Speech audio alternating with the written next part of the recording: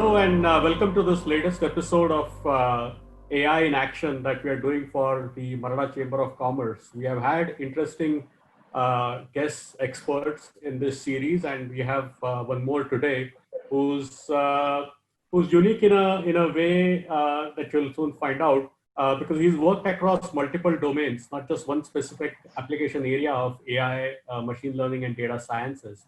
And in the next 35-40 minutes, we hope to learn more about him from these various application areas. So please welcome Dr. Aniruddha Panta. Hi, Aniruddha. Hi, Amit. Thanks for having me, and Good. thanks Thanks. MCCI for inviting me here. So Thanks for joining. Let me give a quick introduction of Aniruddha. I'm not going to spend a lot of time on it, but suffice to say that he has been working in this domain for nearly 2 decades. Many people we know these days who talk about AI and machine learning have really gotten into this space fairly recently, but Aniruddha has been in this space for nearly 2 decades. He completed his PhD from Berkeley in 2002, and since then, or even before that, he's been working in this domain. So that's very interesting, and he definitely can share a lot more interesting perspective of this area. Aniruddha did his undergraduate from Pune, from College of Engineering Pune. So he's a Punekar as well, and he's been working on interesting application areas, problem areas. He became an entrepreneur over a decade back, started his journey with Algo Analytics, which has done some interesting pioneering work in India in the BFSI, in the finance field, and we'll learn more about that.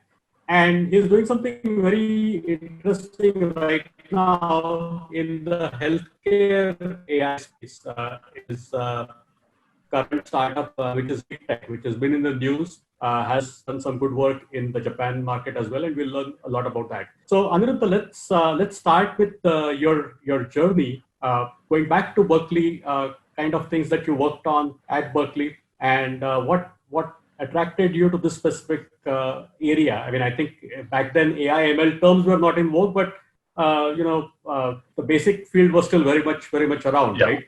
So let's talk about that, and then fast forward to your starting point last decade when you thought of starting Algo Analytics and your entrepreneurial journey. Yeah, absolutely. No, thanks. So I finished as you mentioned, I finished my PhD in 2002, and then that was in control systems. So control systems is more like applied mathematics work. And after my PhD, I did an postdoctoral research in Berkeley for 1 year. And in that research, I got an opportunity to learn about what is called statistical learning theory. And that was a very new thing at that time. And so Wapnick and these other guys had created a machine learning algorithm called support vector machines. And that actually was a very new algorithm at that time, and it was very exciting to sort of learn about that. And obviously, the thing which attracted to me, in this area is using past data.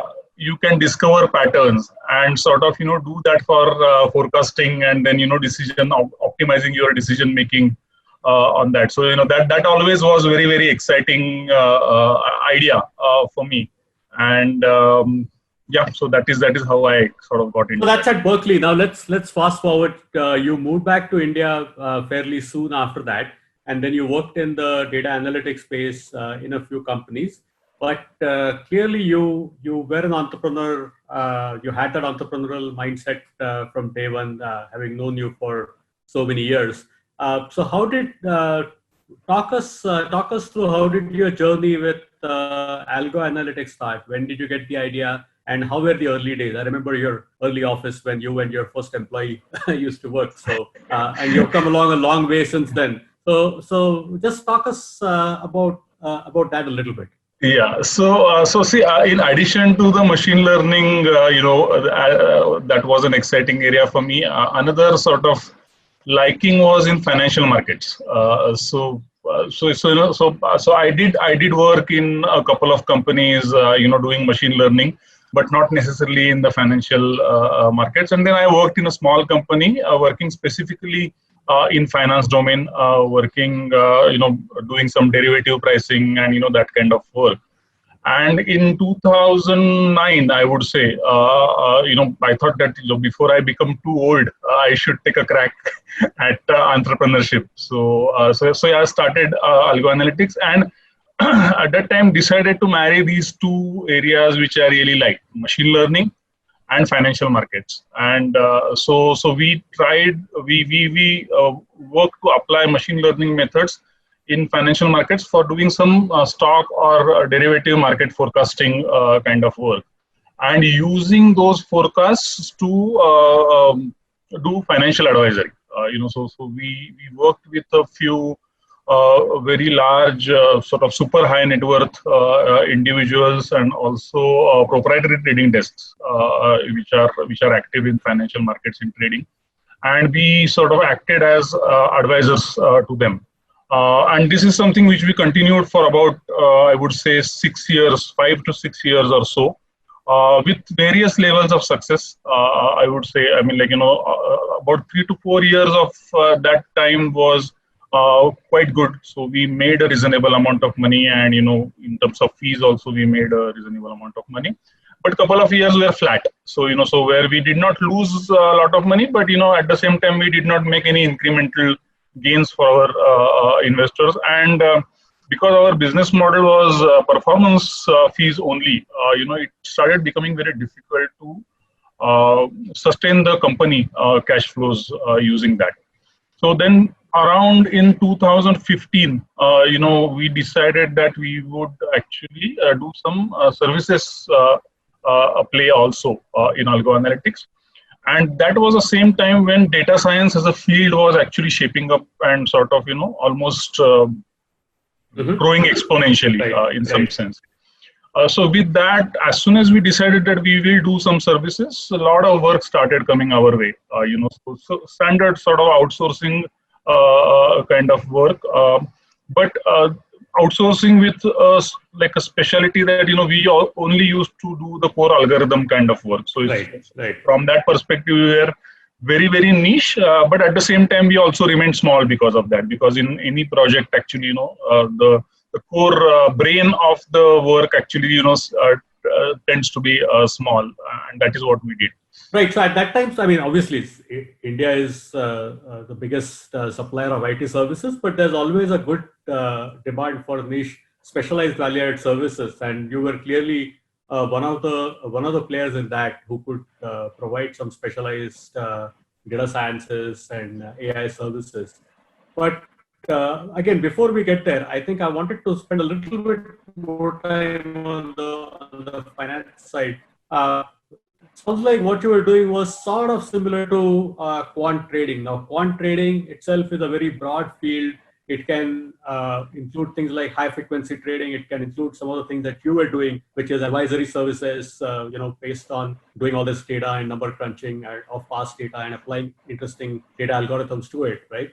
Now, obviously, and many of our viewers would know, quant trading is a big thing in the US and some other developed markets, but hasn't really been that big in India for a variety of reasons. I mean, it could be regulatory reasons, it could be size of the market reasons. So in that sense, you were really one of the pioneers in this space in India over a decade back. But what were some of the challenges or constraints that you saw for this space vis-a-vis the Indian market? And have things changed over the decade, or we are still sort of stuck? Yeah, so no, absolutely. Actually, Amit, you really hit the nail on the very, very correct points over there. So actually, when we started, I would say, pioneer is one word, but another way of saying the same thing is, we were too early in the market, at that particular time. So fintech actually, as the word and sort of, the idea actually, had not caught at that time so much. And the challenges were, we were too early. And, at that time, actually, the regulatory framework around this investment managers, actually, investment advisors was not there. So that actually limited in terms of, the kind of players we could work with. So majority of our players then, were only the brokerage houses with a large sort of, proprietary trading funds, for them. And obviously, as you can imagine, they are professionals in the market. So, so they tend to be very good negotiators in terms of, kind of fees and all those kind of things that they can provide. And also to some extent, they are used to doing something called arbitrage in the market. So they since BSE started and NSE started, those times they have been actually doing arbitrage in the market and sort of making risk-free money. So any small amount of risk actually, tended to sort of, upset them quite a bit. So from that perspective, even though we were managing a reasonable amount of capital for our size and for Indian market, the capital tended to be quite hot. So people used to provide us a large amount of exposures, but at the same time, if a month went bad, then they would actually reduce that exposure. So it was very volatile. I mean, you couldn't get sort of some kind of stability in terms of the kind of assets that you're managing. Correct. Basically, close-ended fund kind of an idea, was not feasible considering our backgrounds and at the end of the day, I was essentially a technical guy, and then I used to go to meetings and sell my technical abilities and not necessarily the financial know-how kind of a thing. Right. So I think let's come back to this in terms of the future of application of AI machine learning in the financial markets a little bit towards the end, but we can move on from 2015 onwards, especially when you looked at the services model as well as some of the other application areas. Because you had built an excellent team, of course, led by yourself, but some of the other key hires, as well as people who could work on the data engineering aspects of it, not just data sciences aspects of it.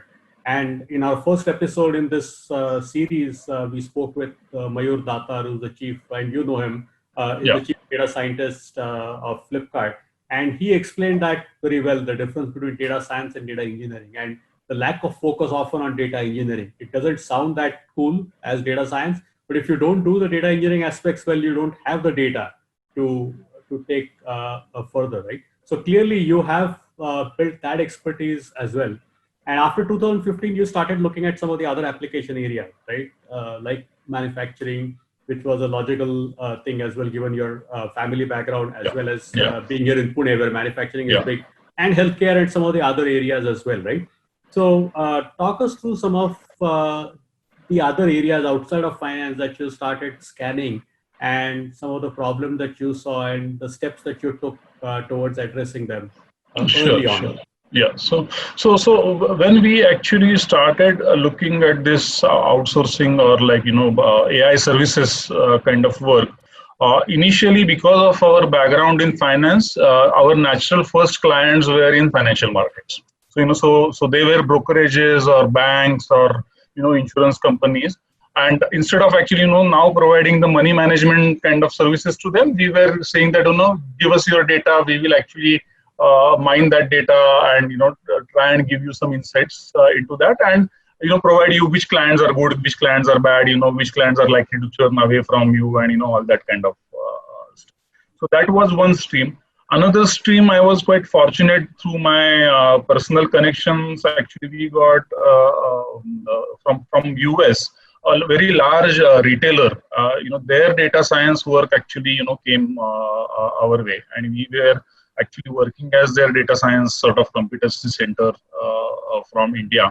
And that was a fairly large, for a data science, it was a fairly large team, about 10 people or so.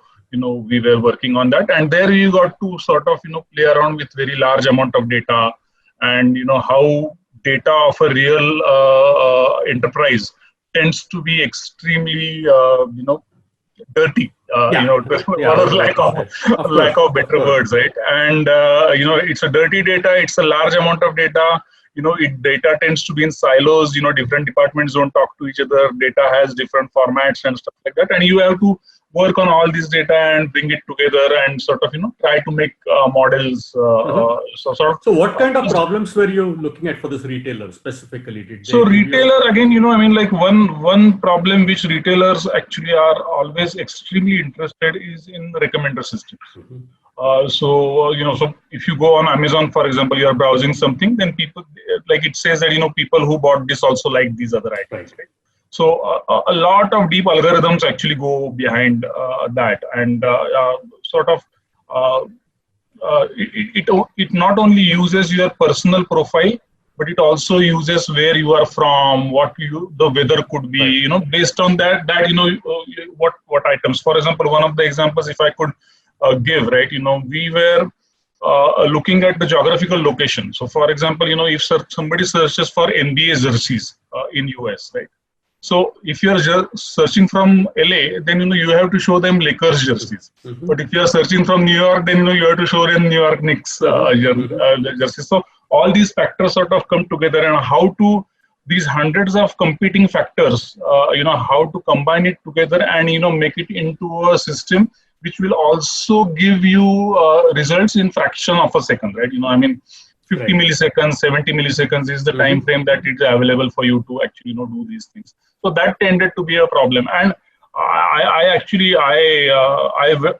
heard Mayur's interview, and I completely agree with him. So especially in the recent times, the focus is more and more on data engineering, because a lot of data science stuff, or the core algorithm stuff, frankly, is getting automated. See, this auto ML is a new sort of field which is coming up, and it's expected that 2020 and 2021 will be like a big sort of boom in auto ML thing. Mm-hmm. And many of the routine tasks or not so routine tasks are also getting automated themselves. Right.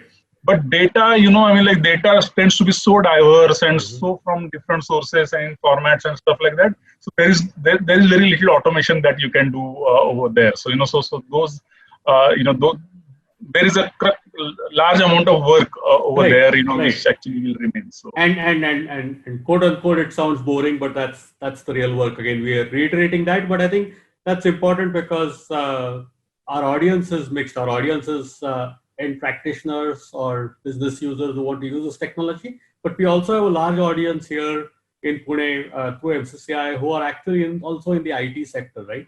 And there, what we have been saying, we also had this discussion in some of our early episodes, that there's a huge market for the small, mid-sized IT companies, not just the biggies, in the data engineering space, right? Absolutely. It doesn't sound cool, but it's a key need, it's a big need, and it's a growing need, right?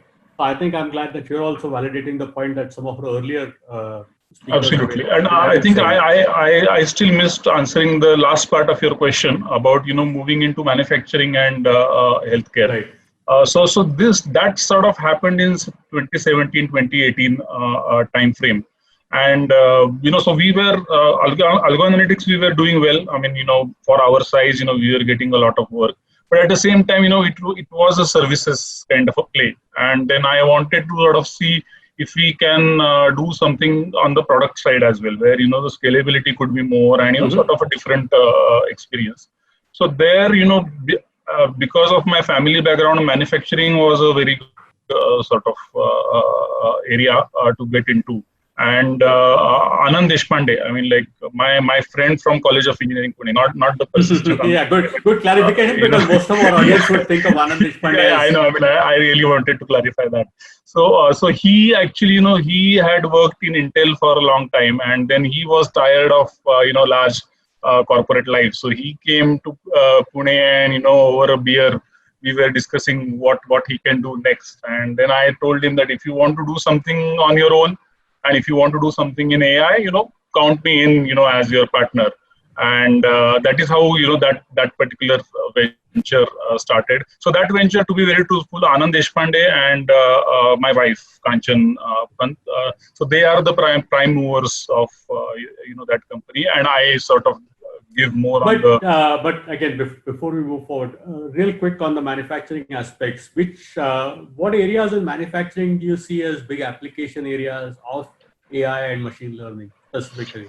We hear a lot of marketing material about, again, like in almost every other application. Yeah. Manufacturing, so, which one do you suggest? Manufacturing is actually, to be very truthful, a greenfield opportunity for, there is an IoT revolution sort of, which is underway. I mean, I don't know how, like, it actually has not reached in practice to that level, but Right. I mean, like, it is happening. Sensors are getting installed, data is getting collected, and all that kind of stuff. And pretty much actually no decision making in manufacturing is still happening using AI, ML, the modern methodologies, in my opinion. So it's a greenfield opportunity. Again, it's manufacturing is also very challenging because there are a lot of friction factors. I mean, like, your algorithm may give you some Friction in a mechanical engineering way as well. Yeah, friction in the mechanical engineering way, and then maybe you can overload that system. Term a little bit. For our audience, I mean, I couldn't resist that because ultimately both I and Anirudh are mechanical engineers, even though we have moved on from that. Yeah, Continue. absolutely. Sorry. Absolutely. No, absolutely. That is very correct.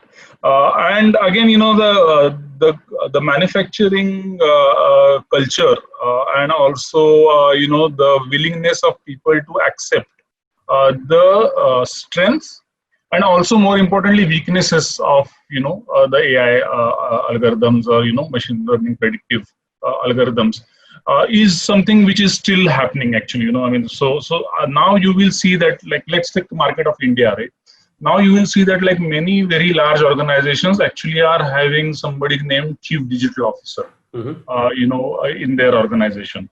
But we have actually worked with a couple of organizations, and the Chief Digital Officer himself or herself has a lot of challenge actually getting things accepted in the company itself. So from that perspective, actually the acceptance, willingness to listen to what AI is telling you, I mean, like, that can be a little bit of challenge in terms of implementation. Right. But again, it's just starting, and frankly, I feel it's excellent field to get into. So right some now. of the work that you have been doing in this specific venture with Anand Deshpande and with Kanchan Pant is in reliability engineering and in maintenance predictions, right? Yes. So briefly talk about that use case. Correct. So we actually, we focus on, we initially focused only on a very, very niche area in there again. We focused on using sound analytics for understanding if a particular machine is operating correctly or not. So, so for example, the normal, IoT sensors and stuff like that, and, using those current and I don't know, vibration and all those sensors, and using that and putting it through algorithm to predict if the machine is operating in its normal regime, or something abnormal is happening, is something there, and you can do that, right? But our thought was, if you actually go and talk to a plant guy, right, an expert plant guy, that plant guy will tell you that, when I walk around in my plant, actually, just based on what I hear, how a machine or a particular manufacturing process is sounding, I can tell if something is going wrong, or, I mean, like, that kind of stuff. This is like that old school mechanic, right? I mean, today, again, cars have changed a lot, but if you look at 20, 30 years back, the old cars, there were mechanics who literally could hear the sound of the engine and predict some of these things. In a sense, you're automating some of this through AI, right? It's absolutely exactly the same idea. This is an interesting area. And you're right. I think manufacturing is a big greenfield opportunity area for, and I think for any startups that are listening in this field, again, something to seriously look at, because specifically here in Pune and in Maharashtra, we have a lot of manufacturing activity happening, right? Yes, so there's a lot absolutely. of good actual use cases going on there.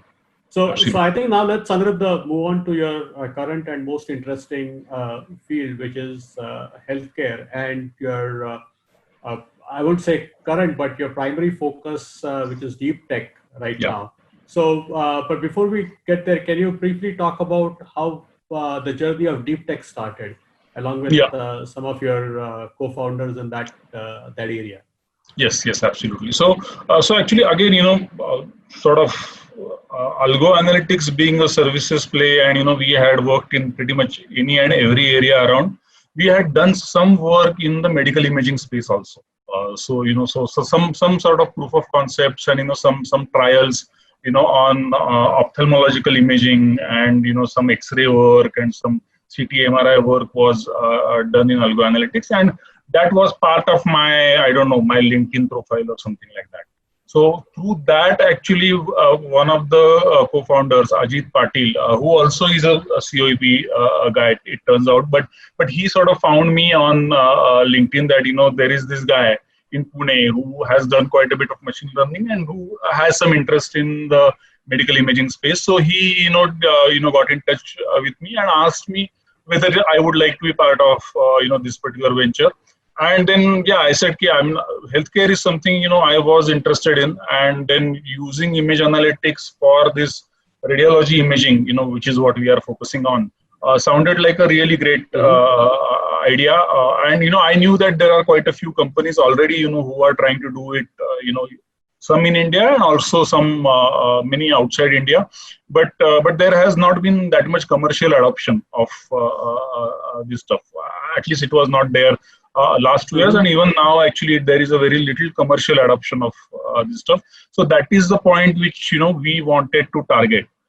So that sounded very interesting to me. I mean, AI applied to healthcare, which has its own advantages of being able to work for India in remote areas, and do some kind of a social contributions to that as well, and then an interesting area, and possibly it can be scaled also. So, and again, AI in healthcare is a huge opportunity. Absolutely agree. You have been focused, if I understand it right, more focused on the imaging aspects of it, right? And specifically within that imaging, more on CT imaging, or have you brought it into other areas? In general, radiology. If you can explain to us essentially what is the role that AI plays in imaging, and specifically the benefits that can add there, because I think this is a key use case. It will be good for the viewers to understand it. So when you actually have an image, right? There are a couple of things. So again, we'll just take example of the medical image. So let's say chest X-ray, right? So given a chest X-ray, there are a couple of things that you can do, and that is what the radiologist does also. Looking at the chest X-ray, that radiologist actually decides whether this chest X-ray is normal or abnormal. And let's say if it's abnormal, then which area, which pixels in that X-ray are the responsible for the radiologist thinking that it's an abnormality.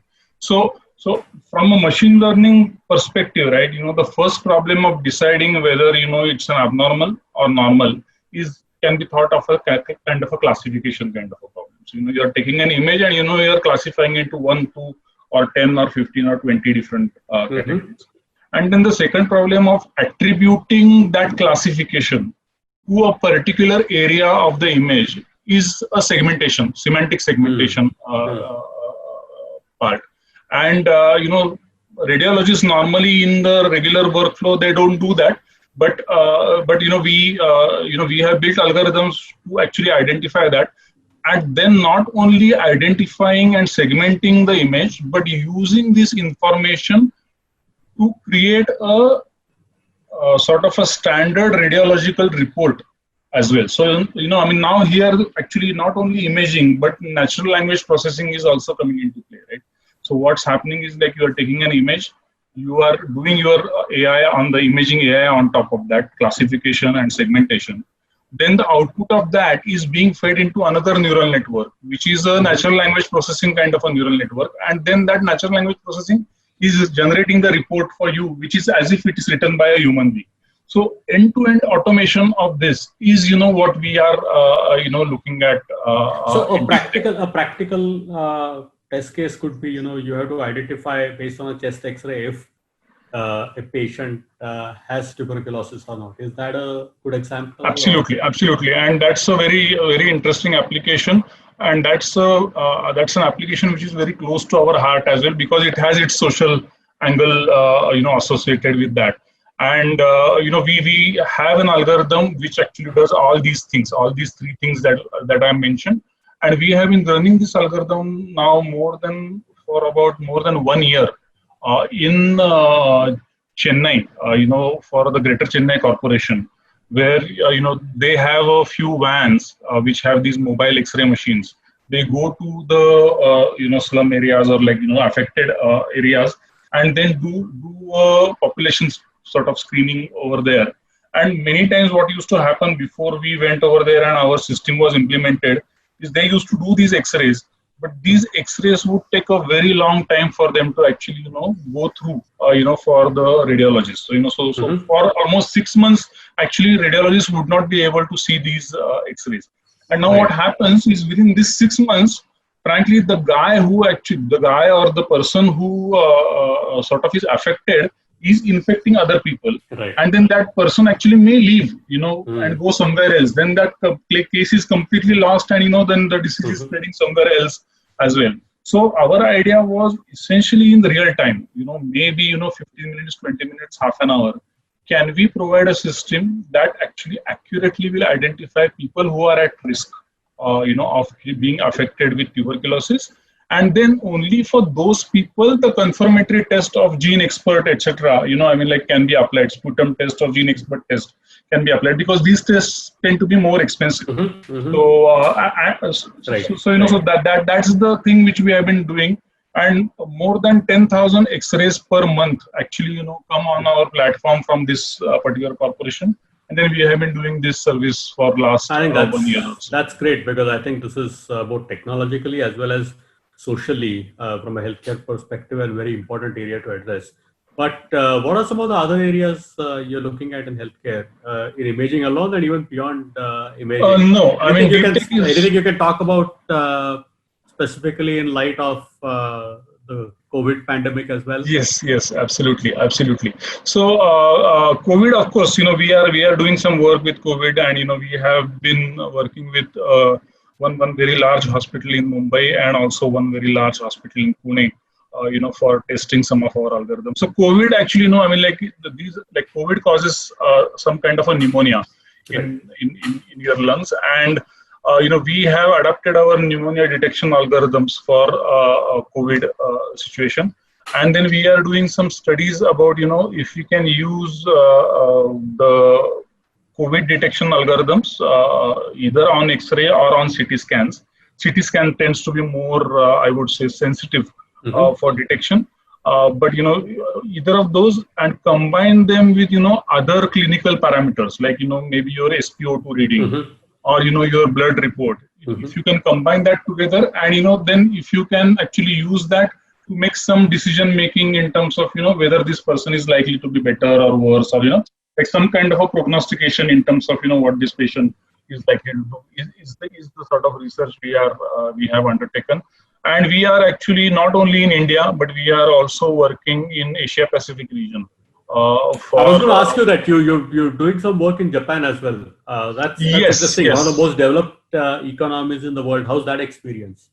So that just started actually. We were very fortunate to actually, about 3 or 4 months back, we actually did a fairly big sale for our, a company of our size, of our platform in Japan. And then we are deploying that platform, and then it is just starting to get used, and so we are sort of taking feedback from them, changing that. And again, installation in Japan means localization, so you have to sort of translate everything to Japanese language and stuff like that. So that's happening as well. So we have a very, very solid partner in NTT Data, for deep tech. And NTT Data, as you know, is a global IT company, and they have sort of operations all over the globe. So through them, actually, we are also expanding in Asia Pacific region. And there also we are also looking at European markets as well for I think the specific application area in all this expansion is still very much image data, X-rays. Yes, image data and only radiological imaging data. So for all practical purposes, we can think of it as X-ray, CT, and MRI. Those cover like 95% of the imaging model. Okay, but going forward, deep tech, I'm sure has a much broader vision than that. What are some of the other application areas that you're looking at, say 2 years out, 3 years out, in terms of solving, because there's just so many problems that are out there to be solved just in the healthcare space and healthcare imaging space. We're not even looking at other aspects of healthcare. Yeah, Where that is where can it go? correct. So that is very true. But I think the radiology imaging itself actually is such a vast space, and one can actually have a $1 billion value company, or just doing the radiology imaging work.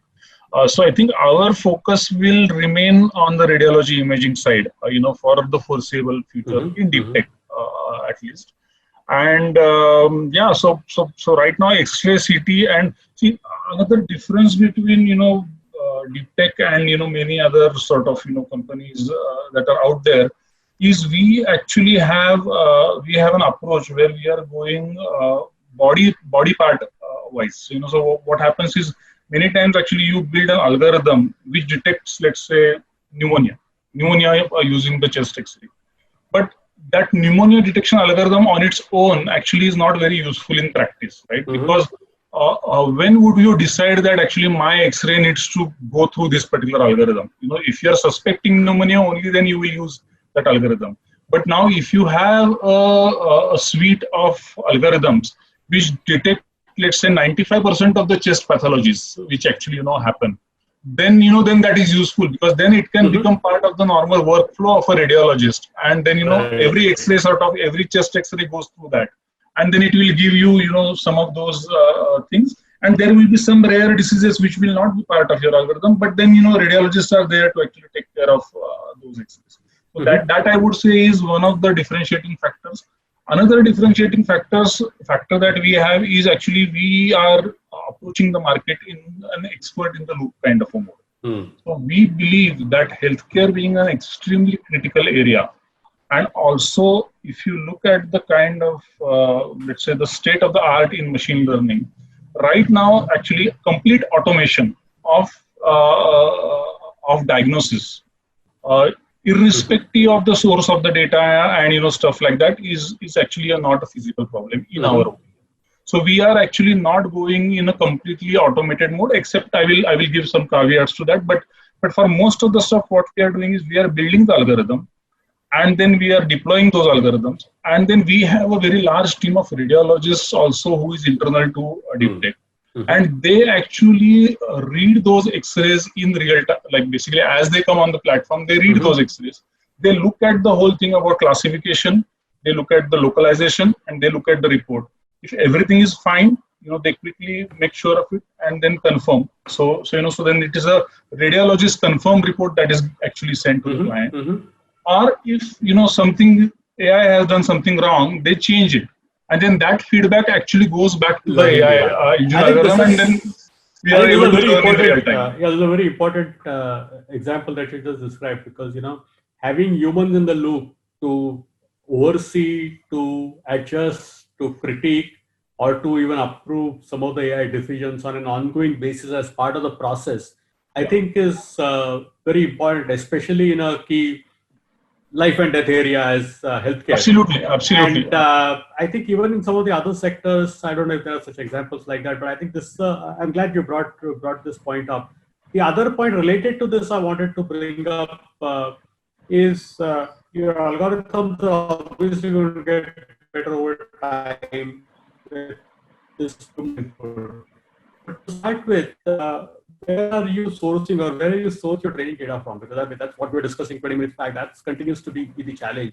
Have you got lump sum? Because what we hear, especially from a lot of young startups that keep sprouting in this area, if there are public databases out there in the world where you can just download some 10,000 images and train. But I think that I'm sure has some limitations. So because in context of geography, in context of demography and everything, right? So specifically in India or in some of the newer markets that you're getting into, what is your approach to get that training data? Yeah. So what we are doing actually is, we are having collaboration partnerships with various hospitals, where in that collaboration partnership or research partnership, we actually are allowed to use that data for our research purposes, or building the model stuff using that data. So that actually gives us, a reasonable amount of diversity, for our models to actually build on. And then again, this expert in the loop kind of a model, which we are using, that keeps on training the model for, for that particular client. So for that client, the data is coming from their machines and, getting thrown on the platform, and then using their data, using the annotations done by our radiologists, we can actually keep training those algorithms further, and it keeps on improving, the performance on their algorithms, right? So on their data, and they keep on getting benefited out of the AI that is being done on that. So those are the models which we are using, and again, as I said, in our opinion, complete automation is not something that one should go for right now. Even in case of diseases like tuberculosis, where we are very, very close to actually complete automation, over there also we keep sampling about 5 to 10% of the data from every source, and keep getting it confirmed by the radiologist, because the danger is, you automate an algorithm and something at the endpoint changes. Your algorithm doesn't know that something has changed. It will happily keep predicting random things, on the given data.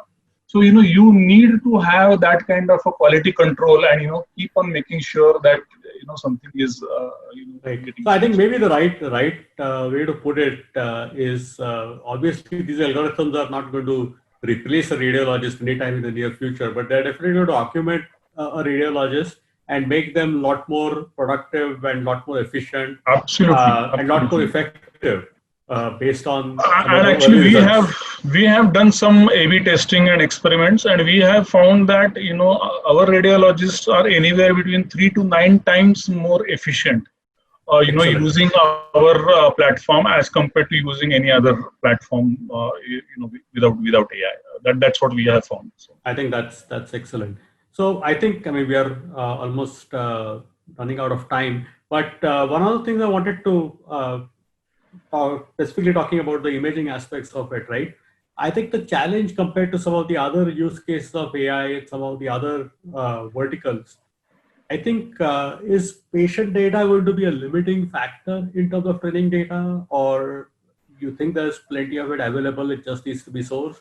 Or if it is indeed a limiting factor, are there any ways around it in terms of train the algorithm in presence of limited data? I mean, clearly we're not going to have millions and millions of data elements like we have in some other application areas of AI. Yeah. So there are 2 ways in which we are tackling this particular problem.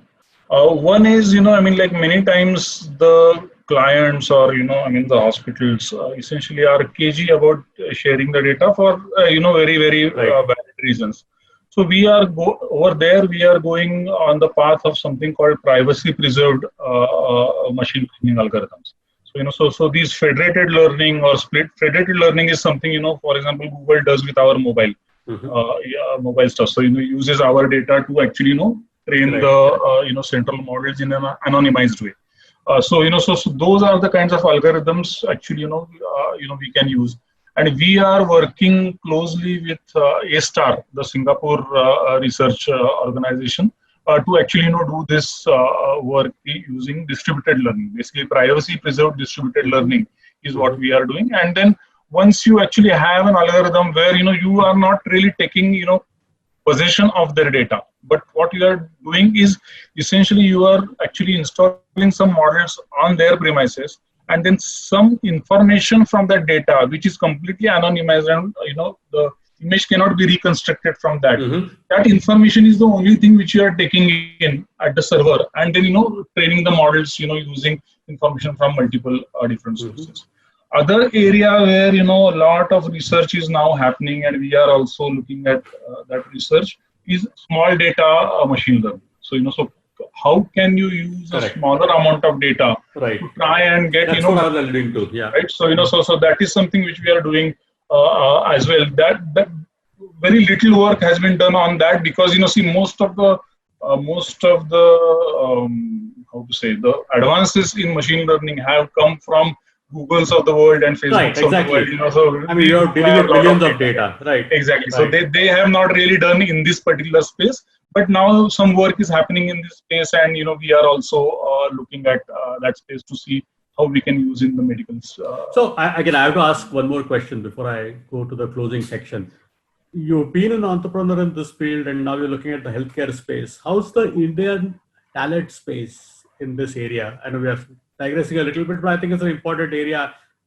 We won't do justice to it. Maybe we can do a separate conversation at a later point just on that. But quickly, in 2 minutes, how would you summarize the status of Indian talent coming out of some of the top institutes in India? And where do you see that going in the next 5-10 years? So you must be hiring some of these people. Yeah, absolutely. So, and actually, to be very truthful, I have always found people to be good. I mean, see, one thing again, is I tend to hire freshers. So, so not too many experienced people, but freshers, and then we work with freshers to actually they have more energy, they have more ideas, and they sort of are interested in trying these things out. So we have a great experience with freshers. And to be very truthful, what I have seen for machine learning, data science kind of work, the quality of freshers actually is growing, becoming better as in the last 2-3 years. And large credit to this is because of the open source revolution, and a lot of stuff is available on GitHub for people to play around and do non-trivial stuff, using their own computers, and so even if you see these days, actually the final projects of people actually are also very, very interesting. So I think that's good to hear, but I think we should do a separate conversation just on that. So my closing section that I'm doing with all our guests on other episodes as well is give us your quick take again in 2 to 3 minutes about where do you see this field, AI, ML in general, but specifically healthcare and healthcare imaging by 2025 and 2030. Well, yeah, 2025, 2030 is 2025 especially is very close. But let me say something, and then we'll talk about 2025 and 2030 also. But I feel that in our lifetime, you and I are approximately we are of the same age, right?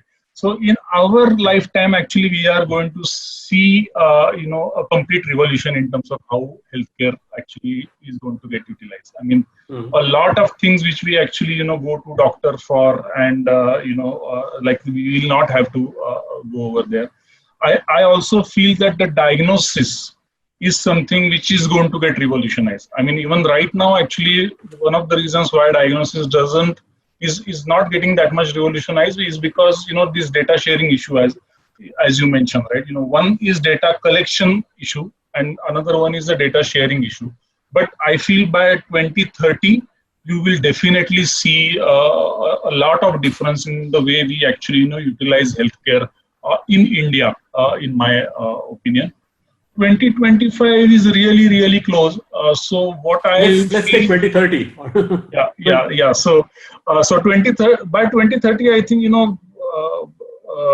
I think a lot of work which physicians do, right? I feel that will be assisted by AI, in my opinion, because you literally can have 10 million patients and their data in the algorithm, and using that data you could do some kind of predictions in terms of what could be wrong with this person, and these are the kind of symptoms. And I think we have seen that in our lifetime, with one or some of our loved ones, right?